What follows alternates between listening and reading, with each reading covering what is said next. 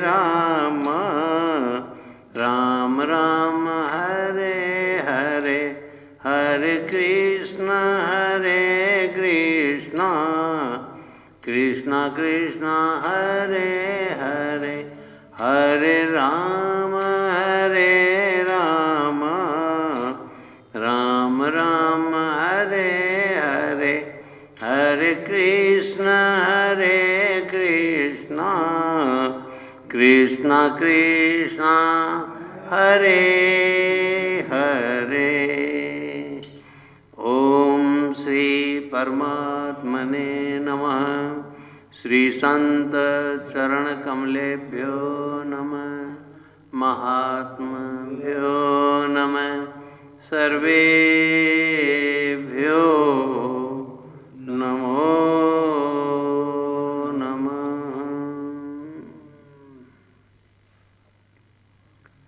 परम श्रद्धेय स्वामी श्री राम सुखदास जी महाराज कलयुग के संबंध में कह रहे हैं कि कली काल में बचने का एक ही उपाय है, और वह है नाम जप। रात दिन जो है वो नाम जप में लग जाओ। भगवान नाम के सिवाय कलयुग में कोई रक्षा करने वाला नहीं है। इसलिए हमारे सभी संतों ने नाम जप को महत्व दिया है। गुरु नानक देव ने नाम जप को सभी धर्मों में, यहाँ तक कि इस्लाम धर्म में भी, ईसाई धर्म में भी, और बौद्ध धर्म में भी, जैन धर्म में भी, सनातन धर्म में भी नाम जप को महत्व दिया गया है। ग्रंथों में नाम जप का बड़ा महत्व है, और जो हमारे संत हुए हैं उन संतों ने भी नाम जप को भी महत्व दिया है कि कली काल में नाम जप ही हमारा उद्धार करने वाला है। एक तो नाम जप और एक संकीर्तन। देखो, नाम जप जो है वह तो हम स्वयं करते हैं, और संकीर्तन सामूहिक होता है। जब हम अकेले में करते हैं तो वह नाम जप होता है, वो जप होता है, और जब सामूहिक रूप में करते हैं तो संकीर्तन होता है। दोनों ही कल्याण करने वाले हैं। सामूहिक रूप में भी जो चैतन्य महाप्रभु सामूहिक रूप में विशेष तौर से करते थे, और उन्हीं के चलते फिर बाकी जो है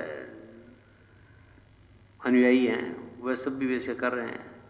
इस कौन में भी नाम जप को और संकीर्तन को भी विशेष महत्व दिया जा रहा है। गौड़ निताई कह रहे हैं स्वामी जी महाराज कि कलयुग में कीर्तन करने का महात्म्य सबसे अधिक बताया गया है।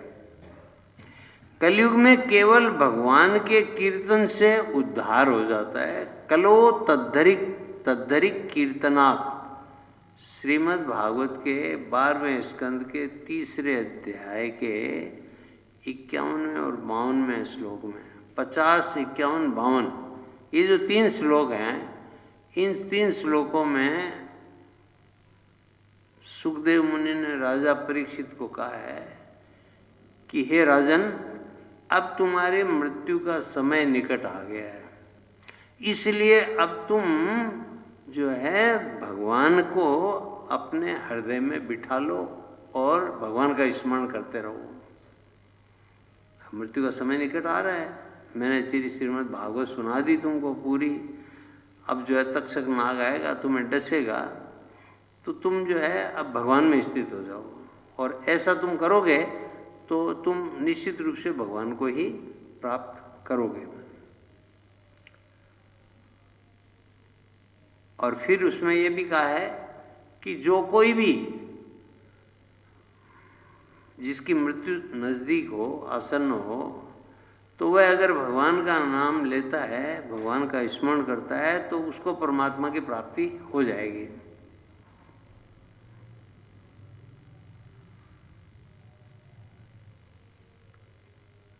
कीर्तन करने मात्र से मनुष्य परमात्मा को प्राप्त हो जाता है।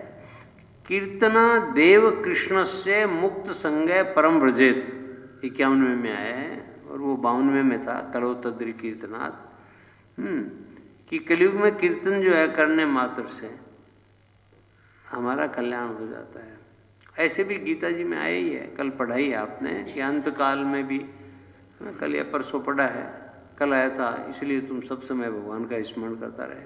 अनन्य चेता सत्यम यो माम स्मृति वाला आया था, उससे पहले आया ही है कि अंत काले च मामेव स्मरण मुक्त्वा कलेवरम, कि अंतकाल में भी मेरा नाम ले लो तो जो कल्याण हो जाता है अंतकाल में, और सब समय जो लेता है तो निश्चित रूप से उसका कल्याण होता है।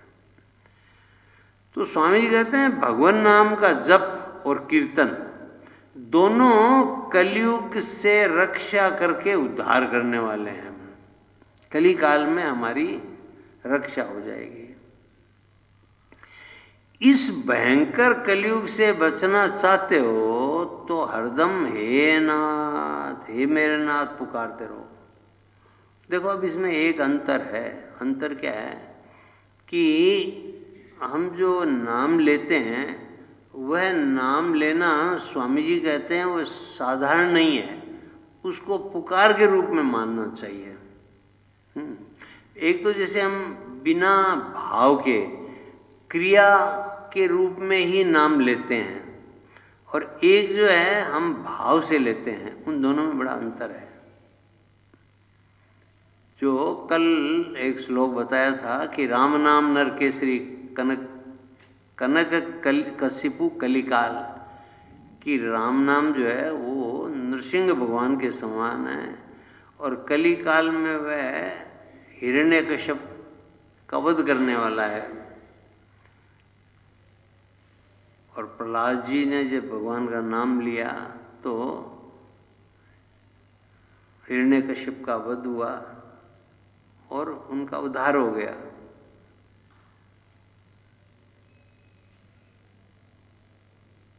उसके बाद में जो दोहा है, भाएं कुभाएं अनक आलसों, नाम जपत मंगल दिशि दसों।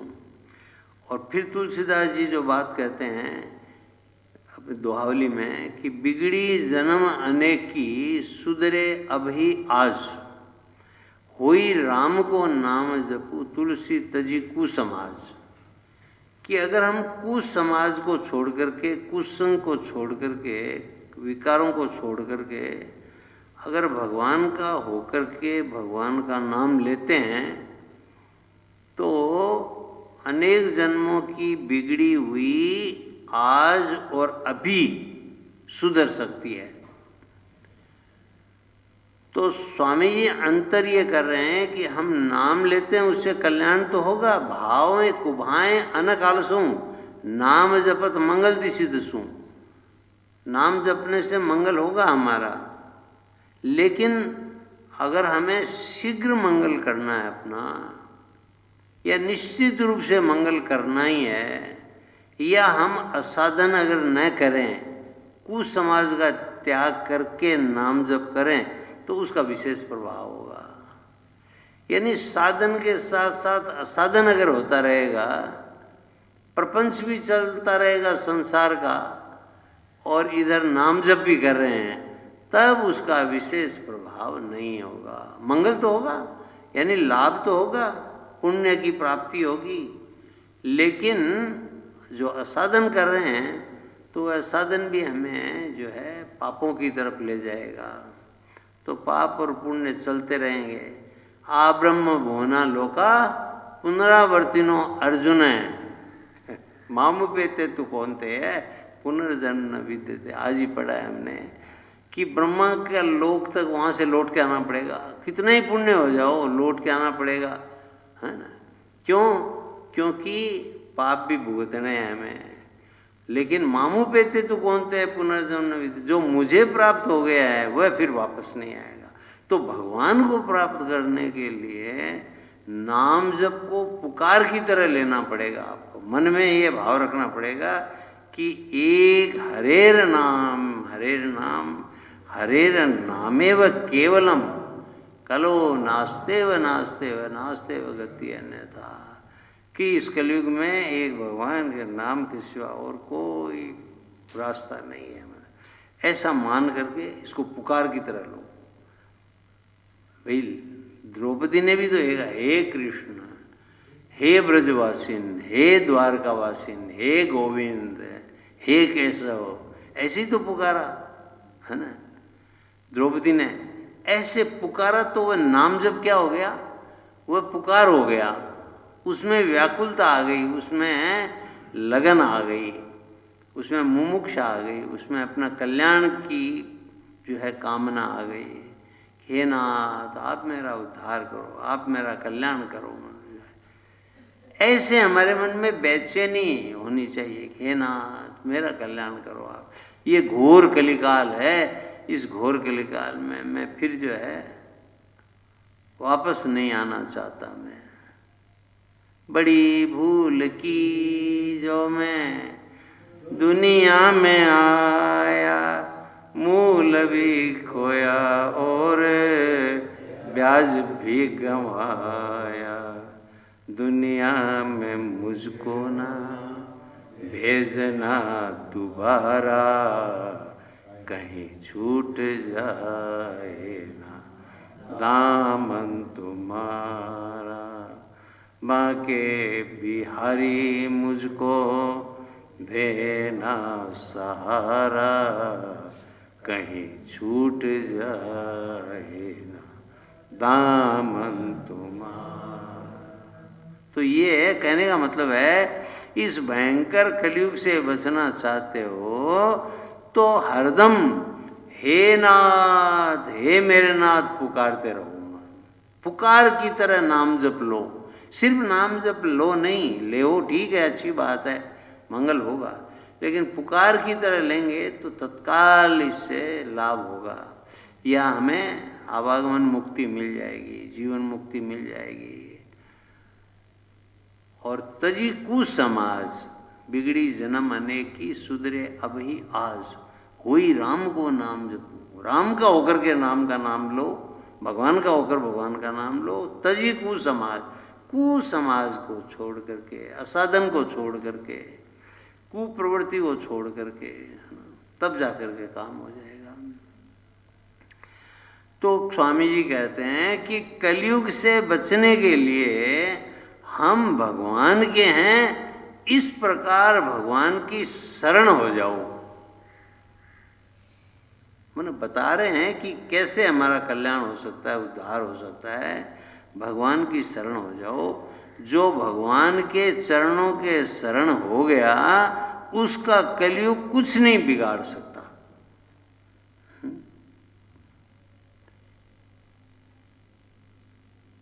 भगवान, हम भगवान के हैं, हम संसार के नहीं हैं। जो शरणागति की बात गीता जी में कही गई है, भगवान की शरण में हो जाओ। नाथ थारे शरण पड़ी दासी, भव सागर से तार काट दो, जन्म मरण फांसी। नाथ थारे शरणे आयो जी, जचे जिस तरह खेल खिलाओ, थे मन चायो जी, है ना। जस अपजस सब तारो, मैं तो दास कुआयो जी, मन भंवरो थारे चरण कमल में जा लिपटायो जी। ऐसे भगवान के चरण कमलों में हमारा मन भ्रमर जो लिपट जाए, भगवान की शरणागति में चले जाए। हे नाथ, एक आप ही हो, आप ही सर्वस्व हो, आप ही मेरा कल्याण करने वाले हो, आप उद्धार करो मेरा। ऐसे गजेंद्र ने कहा, मेरा उद्धार करो, मैं इस हाथी के शरीर को, इसमें नहीं रहना चाहता, अब मेरा उद्धार कर दो। तो भगवान आए, है ना, गरुड़ जी को छोड़ दिया, पैदल दौड़े हुए आए, ग्रह का मुख जो है वो चीर दिया, गज की रक्षा की सुदर्शन चक्र से। तो ऐसे हमें अगर कलयुग से बचना है तो मैं भगवान का हूँ, संसार का नहीं हूँ, ऐसे अनन्य भाव से, अनन्य प्रेम भक्ति भगवान की हो जाए। फिर स्वामी जी कह रहे हैं कि नल दमयंती की कथा कलयुग का प्रभाव दूर करने वाली है। इसलिए हर एक भाई बहन को नल दमयंती की कथा पढ़नी चाहिए। इससे बुद्धि शुद्ध होगी तथा कलयुग का असर नहीं होगा। भगवान नाम का जप कीर्तन करने से अथवा कर्कोटक, दमयंती, नल और ऋतुपर्ण का नाम लेने से कलयुग असर नहीं करता है।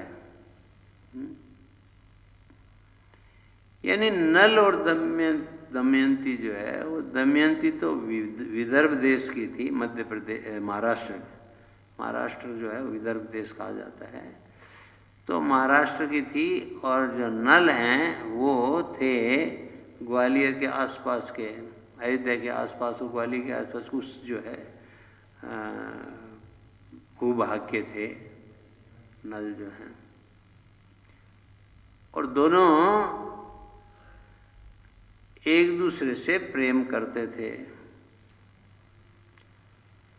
स्वयंवर हुआ तो स्वयंवर में कहते हैं कि इंद्र भी गए, अग्नि गए, वरुण गए और यम गए, और वो नल का रूप धारण करके गए। मैंने कहानी तो बड़ी लंबी है, उतना कहने की आवश्यकता नहीं है, इसलिए बता रहा हूँ। हंस जो है, हंस गए नल के पास और फिर वो दमयंती के पास गए, कहा कि नल जैसा कोई भी है नहीं राजा, आज के समय में ऐसा कोई सुंदर है नहीं। तो दमयंती के मन में उनके प्रति प्रेम हो जाता है। फिर स्वयंवर होता है, और स्वयंवर में जो देवता हैं वे भी नल का रूप धर करके जाते हैं। इंद्र है, अग्नि है, वरुण है, यम है, ये सब जो है यमदेव, यमराज, सब नर का रूप इसका नल का रूप धारण करके जाते हैं। अब दमयंती के सामने ये समस्या हो जाती है कि नल कौन सा है। स्वयंवर में सारे सामने खड़े हैं और भी देवता हैं जो नल का रूप धारण कर लिया। अब ये परीक्षा हो रही है दमयंती की, और दमयंती ने जो है वो भावों से, सिर भावों से, आंख के भावों से पहचान लिया कि ये नल है। वे सब एक ही रूप के हैं, बिल्कुल एक से रूप धर लेते हैं। देवता तो रूप धर लेते हैं, सबने नल का रूप धारण कर लिया। अब कैसे पहचाने कि मेरा नल कौन सा है, जिसके साथ मुझे स्वयंवर, जिसके गले में मुझे जयमाला पहनानी है। तो जो है उसने आंख से पहचान लिया, मतलब कि ये, मैंने इतना कहने का तात्पर्य है कि ऐसा प्रेम था, मतलब यानी पति पत्नी के बीच में ऐसा प्रेम होना चाहिए। जैसे पत्नी जो है वो पति की बात को तुरंत समझ लेती है कि पति आज उदासीन है, पति आज जो है प्रसन्न है, या पति को आज कोई चिंता है, ये है। या मान लो पति भी पत्नी के भाव से समझ लेता है कि आज इसको कोई जो है ये उदास क्यों है, कोई बात जरूर है, ऐसा है। इस प्रकार का जो है दोनों के बीच में जो है प्रेम रहना चाहिए। फिर वो दोनों जो हैं वो इसमें एक, लेकिन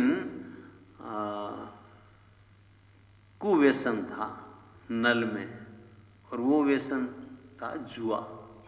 अब ये कलयुग वाली बात आ गई ना, कली में जुआ है, शराब है, स्त्री का कुसंग है, हिंसा है, स्वर्ण है ना। ये स्वर्ण भी कली का निवास करता है इसमें। ऐसा मत समझना आपकी स्वर्ण की चीजें जो है ना वो हमारा कल्याण कर देंगी। स्वर्ण का दान भी आप करते हो, लेकिन स्वर्ण में भी कली का निवास है, धन में भी कली का निवास है। मतलब तो जुआ खेलने का व्यसन था, उसने भाई पुष्कर है उसके साथ जुआ खेला और जुए में सब कुछ हार गया, सब कुछ हार गया। राज्य चक्रवर्ती सम्राट था लेकिन सब कुछ हार गया। हार करके फिर वो जंगल की ओर, नल और दमयंती दोनों जंगल की ओर चले, मतलब एक वस्त्र में चले।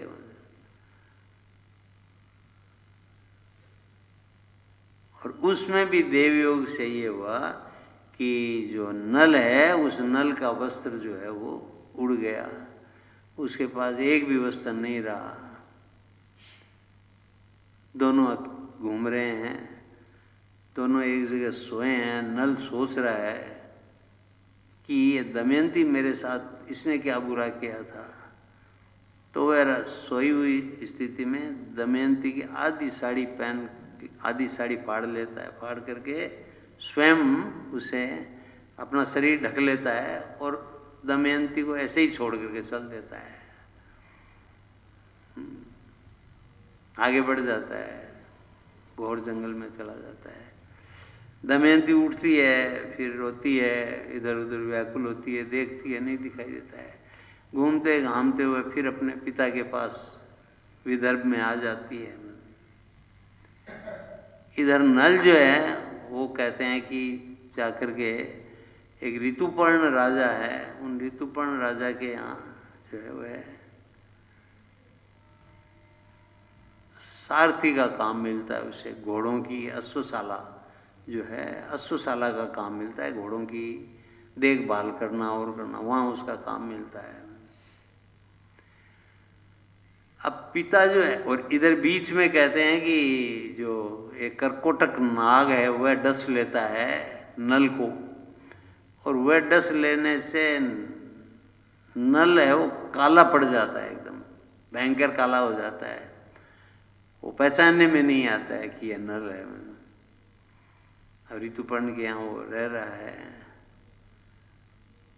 उसके बाद दमयंती तो पहुंच जाती है अपने पिता के यहाँ। फिर स्वयंवर होता है। नल को पहचानने के लिए नल जहाँ भी होगा वो आ जाएगा। स्वयंवर की घोषणा होती है। ऋतुपर्ण जो है वो इसे नल को भेजता है स्वयंवर में। अश्वविद्या जानता था ये राजा, इसने इसको सिखा दी। तो रातों रात वह विदर्भ पहुंच जाता है। वहाँ फिर स्वयंवर होता है और उस स्वयंवर में फिर परीक्षा होती है दमयंती की कि नल कौन सा हुआ। अब वो एकदम काला पड़ा हुआ है, उसको कोई पहचान नहीं सकता है, लेकिन दमयंती उसे पहचान लेती है कि यही मेरा नल है। और इस तरह से दोनों का फिर मिलन होता है। तो यहाँ जो दो बात कही गई है महत्वपूर्ण, एक तो ये है कि कलयुग में कलह नहीं होनी चाहिए। न तो पति को कलह करनी चाहिए, न पत्नी को कलह करनी चाहिए। पति पत्नी का जीवन जो है वो प्रेम पूर्वक, शांति पूर्वक, आनंद पूर्वक जो है बीतना चाहिए। दोनों में प्रेम होना चाहिए, जो कि आज समाप्त होता जा रहा है। स्वामी जी महाराज के सामने ये सब बातें आ ही रही थी। और दूसरी बात यह है कि जुआ नहीं खेलना चाहिए। यानी जो कली जहाँ 5 जगहों में निवास करता है, उन 500 जगहों से सावधान रहना चाहिए। इनमें रहेगा तो कली का निवास रहेगा, हमारा कल्याण। ये कुसमाज है। होई राम को नाम जपो, तुलसी तजी कुसमाज, ये कुसमाज है। धन को ज्यादा महत्व देना है ना, स्वर्ण के रूप में धन का परिभाषा है। और जुए को, शराब को, इनमें अगर रहा तो जीव का कल्याण जो है वो नहीं हो पाएगा। इसलिए कह रहे हैं कि इससे बुद्धि शुद्ध होती है तथा कलयुग का असर नहीं होता है। आप सावधान हो जाते हो।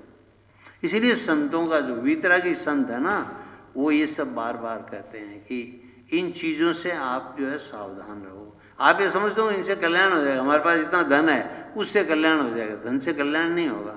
धन उल्टे बाधा देगा, आपके पारमार्थिक उन्नति में बाधक बनेगा। जितना आपका त्याग का भाव होगा, है ना, जो है वो ये है कल्याण के लिए, सबके कल्याण के लिए उदार हो जाओ। और जो है उसमें आसक्ति मत करो। जहाँ कहीं आसक्ति रह गई तो वह हमारा पतन का कारण होगा। अच्छे अच्छे लोगों को देखा है जिनके पास बहुत धन है, लेकिन अंत में भी वो धन की बातें करते रहे, है ना। यानी कई संतों का उन्होंने साथ किया, लेकिन फिर वही उनको चिंता रहती थी कि मेरे बाद इस धन का क्या होगा, मेरे बाद इसका क्या होगा, मेरी ट्रस्ट का क्या होगा, मेरे बाद में जो है ये मैंने जो स्कूल बनाई इसका क्या होगा, वो क्या। ये सब जो है आसक्तियाँ हैं। कोई प्रकार की, किसी प्रकार की आसक्ति नहीं रहनी चाहिए। एक परमात्मा से ही प्रेम रहना चाहिए, तभी जीव का कल्याण होगा। श्री हरि। आज का शाश्वत चिंतन कह रहा है कि अहम रचित बाहर का संसार हमने जो रच लिया है, वह संसार जितना लुभावना दिखता है उतना ही पीड़ादायक भी होता है। राग द्वेष के कारण ये हमें चैन से उठने बैठने सोने नहीं देता। हमारा बनाया हुआ संसार हमारे लिए बड़ा कष्ट देता है, क्योंकि इसमें दिखावटीपना अधिक है और ये प्रतिक्षण परिवर्तित होने वाला है। लेकिन अहम रहित जो भीतर का संसार है, जो परमात्मा का रचा हुआ है, वो सदैव समता में रहता है और हमें आनंद के मीठे फलों से तृप्त करता है। हम अगर अपने स्वयं में स्थित रहते हैं, स्वरूप में स्थित रहते हैं, वह भी हमारा अहम का ही स्वरूप है, हमारा ही स्वरूप है वह, तो वह जो है हमें बड़ा आनंद देता है। राग द्वेष से रहित रहते हैं समता में। मैं, मेरा, है ना, मेरे पिताजी को ऐसा कह दिया, मेरे मामा को ऐसा कह दिया, है ना, इधर भांजा खड़ा हो जाएगा, इधर पुत्र खड़ा हो जाएगा, ये हो जाएगा। ये सब जो है ये है, क्या कहते हैं, ये है मतलब राग द्वेष, ये है विषमता पैदा करते हैं।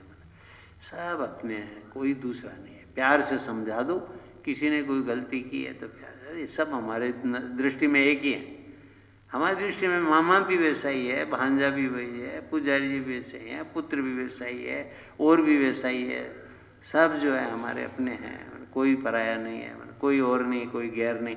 ऐसा भाव रखने से आत्मीयता होती है, आत्मीयता बढ़ती है। मतलब श्री हरि राम राम राम नारायण नारायण नारायण। हे नाथ मैं आपका हूँ, हे नाथ मैं आपकी शरण में हूँ, हे नाथ, हे मेरे नाथ मैं आपको भूलूं नहीं।